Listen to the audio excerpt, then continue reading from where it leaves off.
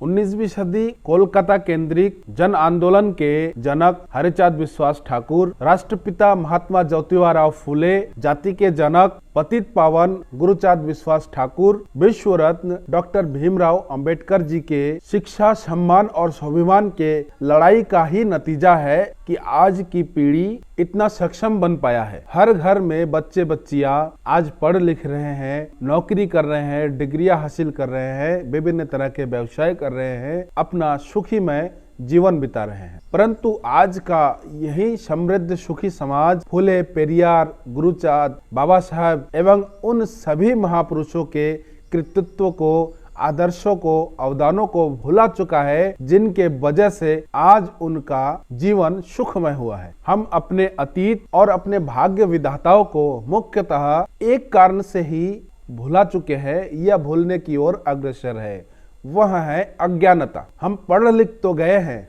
डिग्रियां हासिल कर लिए हैं, पर यह अज्ञानता हमारा पीछा नहीं छोड़ रही है। हम जानबूझकर इसके साथ चिपके पड़े हैं और यही अज्ञानता हमारे दिलों में, दिमाग में कुसंस्कार, अंधविश्वास को निरंतर जन्म दे रही है। इसी विषय पे आज चर्चा करते हैं, देखते हैं कि कौन कौन सच में अम्बेडकरवादी है, सच में मतुआ है। नमस्कार साथियों, स्वागत है आपका रेशनल बाबा सही सोच सही बात पोल खोल एपिसोड 19 में। आज मैं आपके लिए लेकर आया हूँ वह 10 कारण जिससे यह साबित होगा कि आप भी कुसंस्कारी है, अंधविश्वासी है, पाखंडी है। सबसे पहली निशानी नींबू मिर्च। लोगों के दिलो दिमाग में एक ऐसी भावनाओं ने घर कर रखा है कि शनिवार और मंगलवार के दिन यदि नींबू मिर्च लटका दिया जाए तो आने वाले समय में हमारे सर से विपदा टल जाएगी, सब कुछ शुभ शुभ होगा। जो विपदा विपत्ति आएगी ये नींबू मिर्च उसको काट देगा।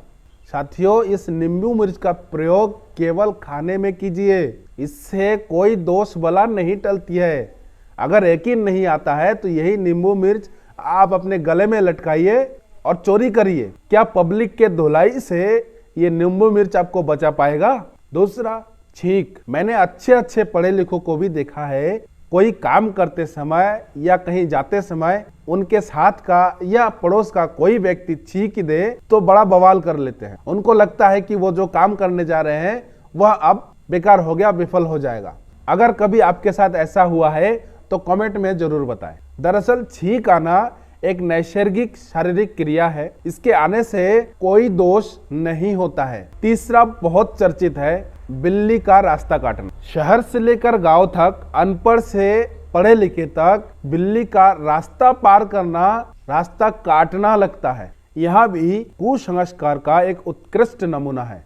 भाई, जैसे दूसरे जानवर या इंसान इस पार से सड़क के उस पार जाते हैं, बिल्ली भी जाती है। इससे आपका शकुन अपशकुन से क्या मतलब है, बल्कि यही बिल्ली आपको अपने घर में चूहों के तांडव से बचाती है। चौथा, भूत प्रेत। हमारे समाज में, हमारे घर में एक ऐसी प्रथा बिल्कुल बचपन से चालू कर दी जाती है। छोटे बच्चे को अंधकार में जाने से रोकने के लिए, अकेले कहीं जाने के रोकने के लिए उनको डराया जाता है। अरे अरे वहां मत जाओ, वहां पे भूत है। एक अनजाना डर बचपन से ही बच्चों के दिमाग में डाल दिया जाता है। अब बच्चा जब धीरे धीरे बड़ा होता है वह अंधकार से डरता है, अकेले कहीं जाने से डरता है। उसके दिमाग में यह डर बैठा रहता है कि जहां अंधेरा है वहीं पे भूत हो सकता है। दरअसल भूत नाम का कोई चीज नहीं होता है। अगर कुछ होता है तो वह आपके अंदर का डर होता है, अर्थात भूत केवल आपके दिमाग में होता है, बाहर नहीं। पांचवा है चमत्कार। चमत्कार से आशा है अलौकिक घटना, अर्थात ऐसी घटना, ऐसी बातें जो साधारण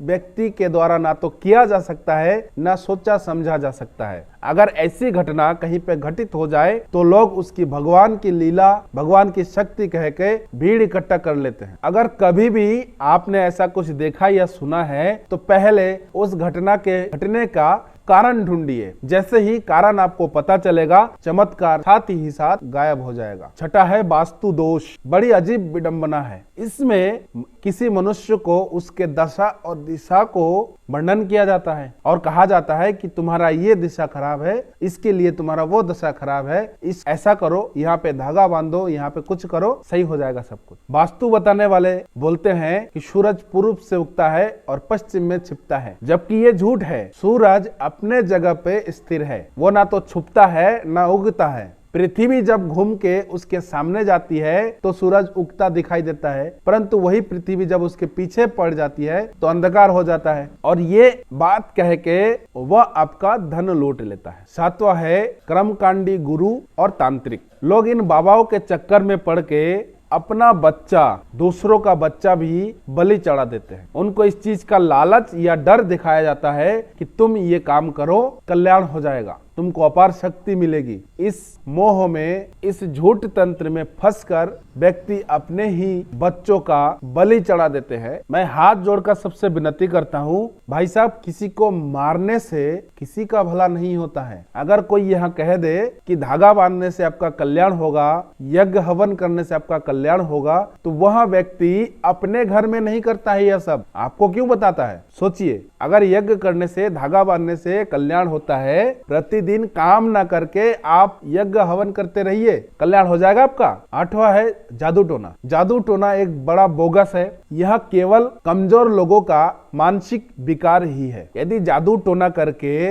आपका शत्रु आपके वश में हो जाए, मन चाही लड़की से शादी हो जाए, तो जितने भी बाबा है उन सब बाबाओं को बॉर्डर में भेज देना चाहिए और उनको कहना चाहिए कि आपके पास जितने तंत्र मंत्र है, आप पाकिस्तान और चीन वालों को हमारे साथ मिला दीजिए, उनसे दोस्ती हो जाएगी, उनसे शत्रुता मिट जाएगी। क्या यह संभव है? सोचा है कभी आपने? अगर वो संभव नहीं है तो आपके घर में आप जो करवा रहे हैं ये कैसे संभव है? नौवां है मन्नत करना। यह भी कमजोर और विवश व्यक्तियों का लक्षण है। हम जो चाहते हैं, जो पाना चाहते हैं, उस स्तर का प्रयास न करके ही बीच में हार मान लेना ही सारी समस्या का जड़ है। किसी को आधार मानकर आंख बंद करके उसके सामने हाथ जोड़कर याचना करना अजीब पागलपन है। ये सब बंद करिए और आपने जो प्रयास किया है उस प्रयासों के पन्नों को पलटिए, फिर उसमें खोजिए कि आपने चूक कहाँ करी है। आप जरूर सफल होंगे। अगर मन्नत मांगने से आपकी इच्छाएं पूरी हो जाती है तो काम करना बिल्कुल बंद करिए और मंदिर मस्जिद में दिन रात पड़े रहिए, मन्नत करते रहिए। कार्य सिद्धि हो जाएगी? नहीं होगी, आपको काम करना पड़ेगा। तो जब काम करना पड़ेगा तो उसको तरीके से करिए। अंतिम सबसे इम्पोर्टेंट, जो घर घर में प्रचलित है, किसी भी जाति, किसी भी धर्म में प्रचलित है, वह है पूजा पाठ। यदि आपको लगता है कब्र पर चादर चढ़ाने से, मंदिरों में दान करने से, हाथ में कलावा बांधना, सिर पे टीका लगाना, पूजा पाठ करके आप विद्यावान, धनवान बन जाएंगे, इस भ्रम से बाहर आइए। अभी परीक्षाओं का समय चल रहा है। मान लीजिए आप कक्षा 10वीं या 12वीं में पढ़ते हैं और आप परीक्षा केंद्र में परीक्षा देने मत जाइए। किसी देवी देवता, मंदिर मस्जिद में जाके आप उसकी पूजा अर्चना करिए। क्या आप कॉलेज टॉप करेंगे? कॉलेज टॉप छोड़िए, आप प्रथम श्रेणी में पास हो पाएंगे? प्रथम श्रेणी भी छोड़ दीजिए, क्या आप पास हो पाएंगे? उत्तर मिलेगा बड़ा सा नो। पंडा पुरोहित, मुल्ला मौलवी यह करवा के आपका धन और आपका मस्तिष्क दोनों बर्बाद कर रहा है। इन सब कुसंस्कारों को त्याग करिए। साथियों, कुसंस्कार, अंधविश्वास उस खतरनाक नशे से भी खतरनाक है। नशे में आप जितना धुत होते जाएंगे, यह आपको आनंद तो देगी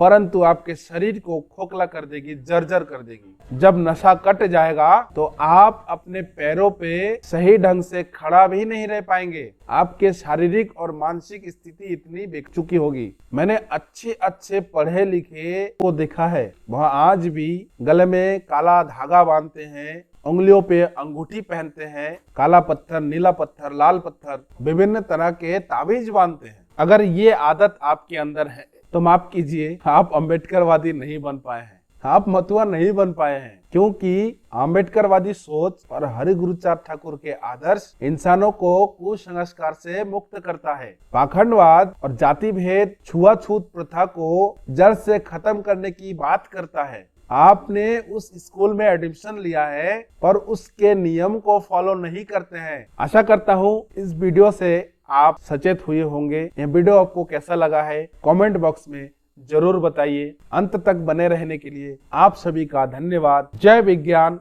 जय संविधान।